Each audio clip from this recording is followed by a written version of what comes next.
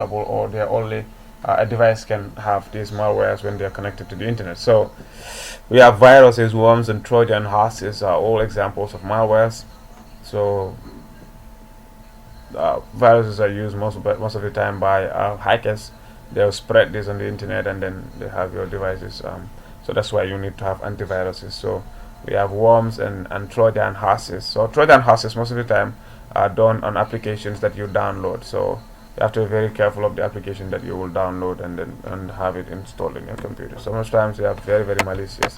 So we have reconnaissance attacks. In addition to malicious code attacks, you can have reconnaissance attack where the discovery and mapping of system service or vulnerabilities. So access attacks, denial of service are all things like that. So in a reconnaissance attack, a hacker could use either NS lookup or who is to determine the IP address assigned to an entity. Once they have the IP address, they can use the fping command to ping the range of IP addresses to see which one of them is responding.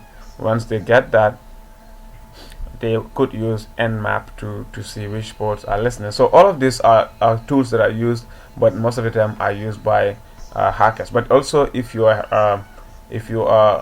a network administrator, you need to know some of these tools because you'll need to attack your network first to see how strong your network is. So otherwise, because if you don't attack your network, you will not know how strong your network is. So it's important network administrators and network security experts know these things. Okay, so we have some access attacks that can be used. So we have password attacks, we have trust exploitation, port redirection, and man in the middle. All of these are access attacks that can be used. So we'll have to look at one of them. So password attacks are done most of the time for a person guessing password. So when you're guessing passwords in technology terms or in Cisco or networking terms, it's called brute force attack.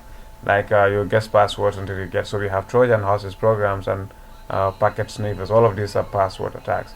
So we have trust exploitation. An attacker can access a target system by taking advantage of a trust relationship between the target system and one that is compromised. So most of the time, it's just like, for instance, you know that this person is somebody that that is a friend, but this person trusts that friend, but that friend you already compromised that friend.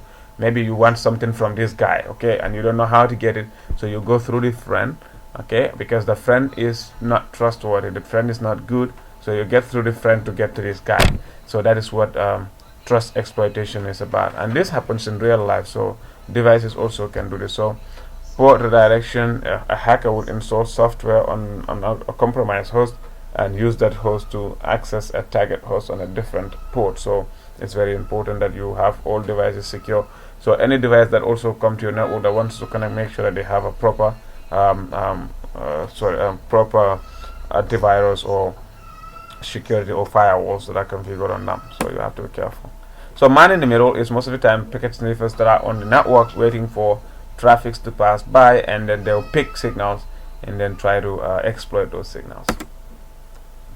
So denial of service attack, like I said, you have access to a particular network or a particular switch. All you can do is to get the switch overwhelmed with too many traffic, so much so that it cannot receive all legitimate communication. So you can do that. All right.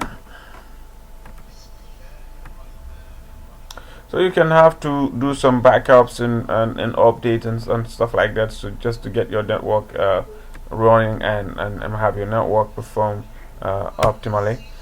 So we have authentication, authorization, and accounting. When you are doing Ccna security, this is the first thing that you have to come across, because it helps in telling users to get usernames and passwords to have access, and they will have authorization to say what they can do, what rights we have, and stuff like that. And accounting is later on what they've done. They will have to find out.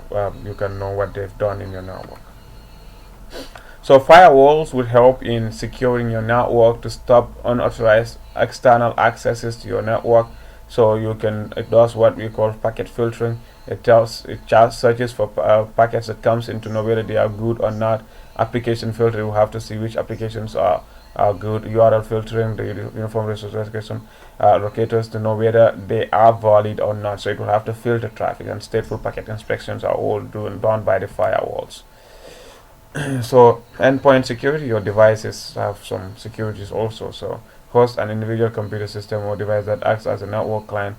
Common endpoint include laptops and stuff. So this company must have a well documented policy in place that employees must follow to provide high security. Because if an employee's device is compromised, obviously that can be used by a hacker to gain access to devices that are even secure, because a compromised device have access to a trust device. So when a new operating system is installed on a device, the security settings are set to default value. So one have to be do some configurations to provide